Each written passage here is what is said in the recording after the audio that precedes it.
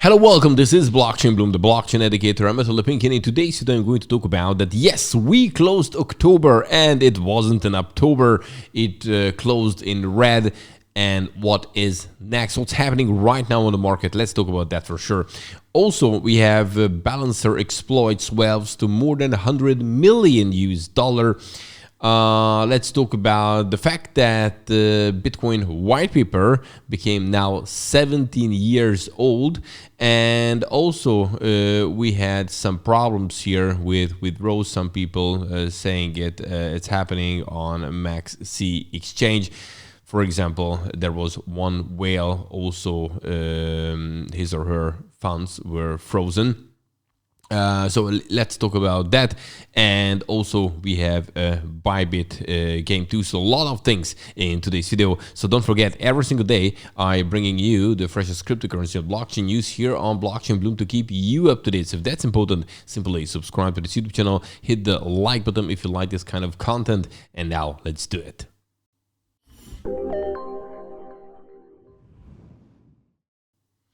So when we're looking at the market, we can see that actually Bitcoin is down in a week 6%, but in the day 2.5%, 107,914 US dollar. Ethereum about 10% down in the week and 4% down in 24 hours.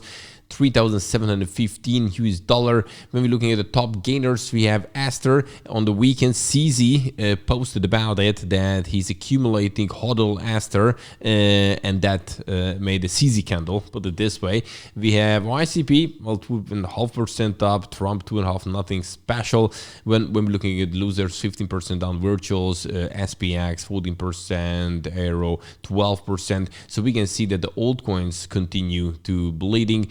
And when we're looking at the Bitcoin candlestick chart, we can see here on the weekly that, by the way, we didn't close last week lower. So that's actually good. But straight away when we started Monday, this week started to go down. And so far we have visited already the 106,000-ish level. We're staying now holding, but we can see other altcoins going down, of course. I mean, the altcoins. So yeah, the market is still weak. The market is still hesitating. When we zoom out, then we can see that, yeah, Bitcoin is still holding in this area. But if it won't hold, it go further down, that can be a problem. On the daily, when we're looking at here, we have the 200-day moving average, which is a very, very important one. And under it, we're usually talking about bearish times. Above it, we're talking about bullish times. We just on the daily went today under it. Let's see how it's going to perform the next couple of days. But now let's talk about the fact that, yes, we finished October and it turned out to be a red this time. Well, until the end of October, there was the possibility to have an Uptober, which we had in September in a way that, Bitcoin price was up. But actually October finished in the 3.7% down. Look what happened back in 2018. After a red October, we had a massive down November. So let's see what's going to happen. So far, November is down 2%. That means nothing has changed so far. But yeah, there is still uncertainty on the market. And what I said before, when all kind of news coming out, great news coming out, good news coming out, we have just now the ETFs, Solana ETF, and we have night inflows. We have H-bar ETF, Litecoin ETF. Then we have the Trump deal with the Chinese president. Those kind of things. And the market is not moving, and a little tiny bad news coming out, and it's going down. So this is usually not good. So now the market is waiting. Let's see in which way we continue. If we go further down, what is right now the case, then we can see lower and lower lows in many assets. I mean, in the Bitcoin or many altcoins. But it's always a matter of time that the market is coming back, and we just starting with the rate cuts and all these kind of things. By the way, talking about the rate cut, another 25% rate cut chance actually decreased recently, but it's still around 70% in December. Last week we had the 29th of October a 25 basis point raise rate cut, but Jerome Powell said that it's not for sure that it's going to happen in December, and you know, as you can see, the chances it went down. Well, last week we had the deal between the US and China. You know, they decreased the tariffs and so on and so forth, but you know, it's happened, you know, last week. And, you know, there were news circulating that, you know, almost 30 billion US dollar was injected into the as liquidity by the Fed. But it's very, very important to talk about this because this is not QE, right? It's a repo.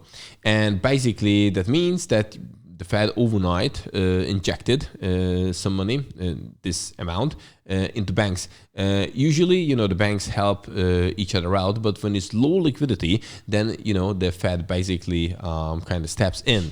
And this is what right now happened.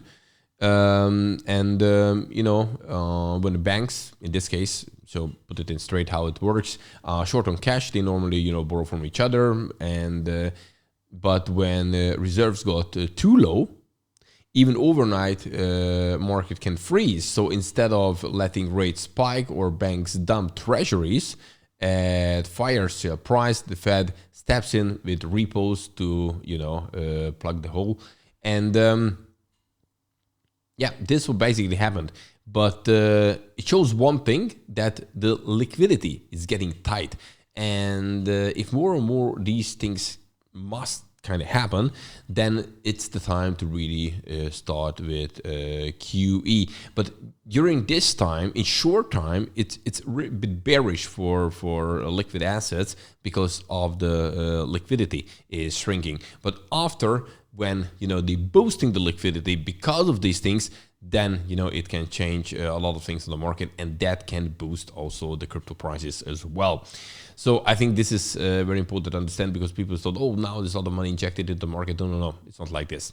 When we see now long-term holders supply, then we can see that actually they are now selling. So we can see actually a lot of wallets, they actually selling their Bitcoin. It's there for a while, they long-term hodl, they well and profit.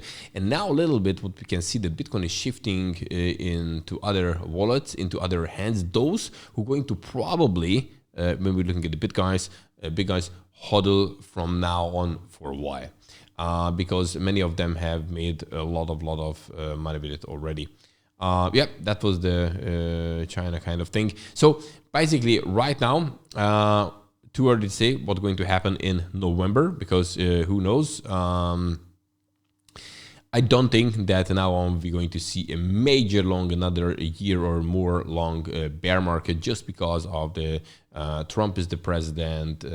Now we're going towards more and more rate cuts. QT's about to finish on the 1st of December. All these kind of things. It's rather bullish for the market, but short term, it definitely looks now a bit bearish, and you know, people are hesitating, which is normal right now in this case, in my opinion. Right, okay, now let's talk about that the balancer had a hack, and, you know, the hacker, you know, moved more than 100 million US dollar worth of, I believe it was stake deed.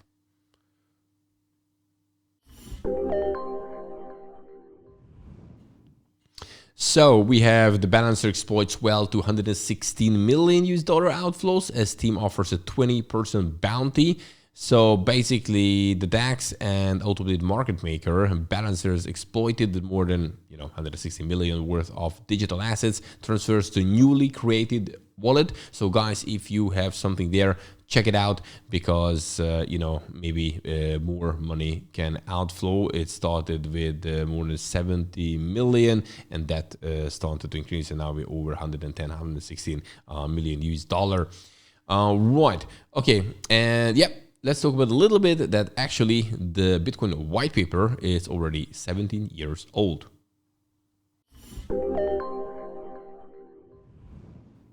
A couple of days ago, on the 31st of October, actually was the day back in 2008 when Satoshi Nakamoto published the Bitcoin white paper. And now it was exactly 17 years ago, but you know, I didn't have a long video on that day, so I put this, use in this one. But it's crazy. In a year time, Bitcoin going to be adult. Okay, I know it in the US because there is 21, but the age. But for example, in many cases in Europe, it's 18, and you turn an adult when you are 18. So yeah, I think it's a big thing because in a year, you know, any 18-year-old has born with Bitcoin existing. But now, let's stay with the 17. On the 3rd of January was when the Bitcoin network started back in 2009. So yeah, Bitcoin network itself in January going to be 17, but the white paper already. I mean, when it was published. And well, finally, let's talk about a little bit about MEXC exchange and some frozen accounts.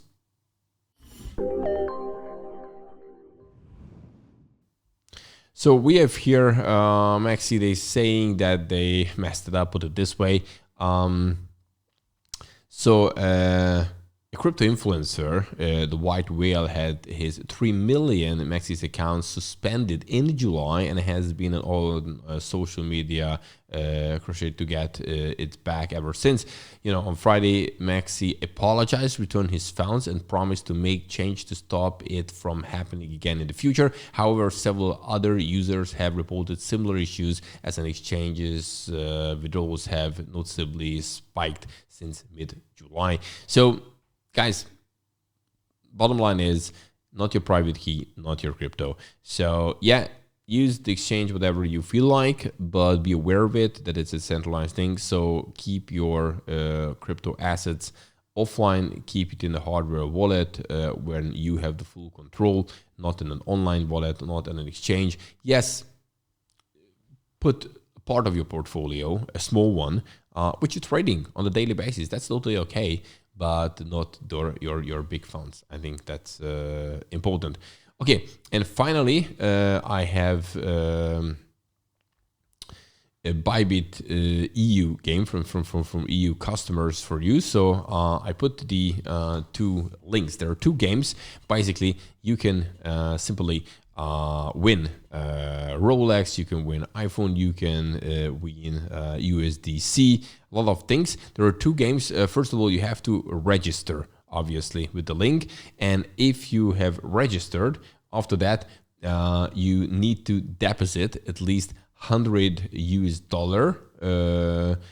or if you registered already, but you haven't deposited, then you can participate. So if a new a new customer, then you deposit $100 US, at least hold it there for 7 days. That's important. And then do at least 1 trade or spend it with the Bybit card. If you can get a Bybit card that fast, then you will be eligible. And you know, here you can the spin the wheel thing after you, of course, you are logged in and you have done the KYC and all these kind of things. Here are steps you have to go. And if you take the other link, then you can do this. We have the daily treasury hunt. And here you can find some treasuries, how you can get the points, you can get the details there. So some free money to win if you wish, and or you can use the exchange as well. Well, that's it for today. Don't forget, every single day I'm bringing you the freshest cryptocurrency and blockchain news here on BlockchainBloom to keep you up to date. So if that's important, simply subscribe to this YouTube channel, hit the like button if you like this kind of content, and see you in the next one. Have a good one.